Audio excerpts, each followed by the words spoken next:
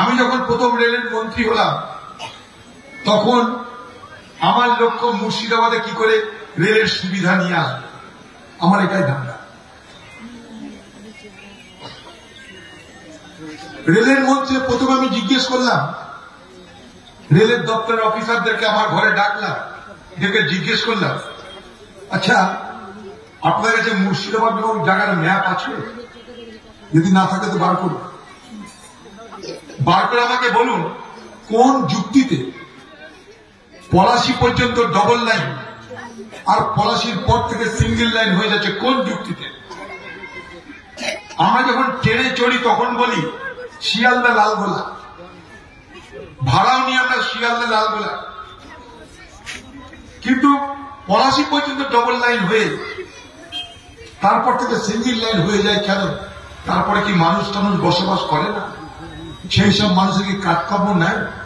তাদেরকে ট্রেনে যাতায়াত করতে হয় না? ডবল লাইন হয়নি কেন? কি জানলাম জানেন? আমাদের আগে রেলের মন্ত্রী ছিল তৃণমূলের মুখ্যমন্ত্রী, তারপরে তৃণমূলের নেতা দীনেশ ত্রিবেদী, মুকুল রায়, তারা ছিল রেলের মন্ত্রী। পলাশী পর্যন্ত ডবল লাইন হওয়ার পর পলাশীর পর থেকে সিঙ্গেল লাইন, তার একটাই কারণ ছিল মুর্শিদাবাদ কংগ্রেসের এলাকা, তাই ডবল লাইন হবে না। জেনে রাখুন, আমরা মিথ্যার আশ্রয় নিয়ে নির্বাচন করি না, রাজনীতি করি না।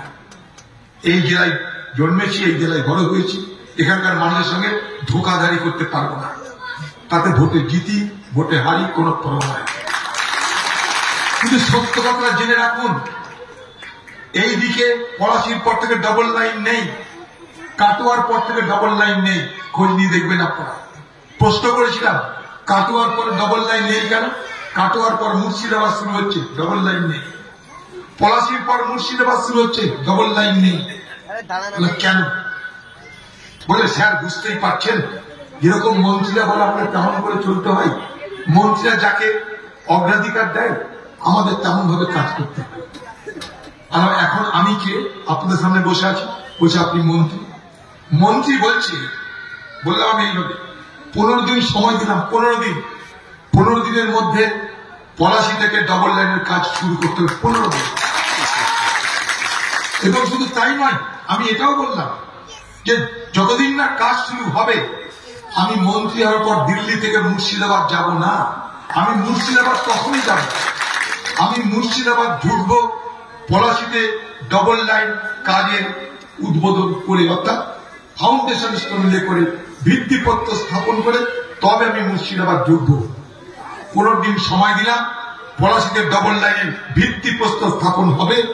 আমি সেই ভিত্তিপ্রস্তর উদ্বোধন করে তবে আমি মুর্শিদাবাদে ঢুকবো, মনে রাখবেন। ঠিক 15 দিন পর পলাশীর প্রান্তরে এসে ভিত্তিপ্রস্তর স্থাপন করে আমি মুর্শিদাবাদে এসেছি, ডবল লাইন হয়েছে, খেয়াল করে দেখুন।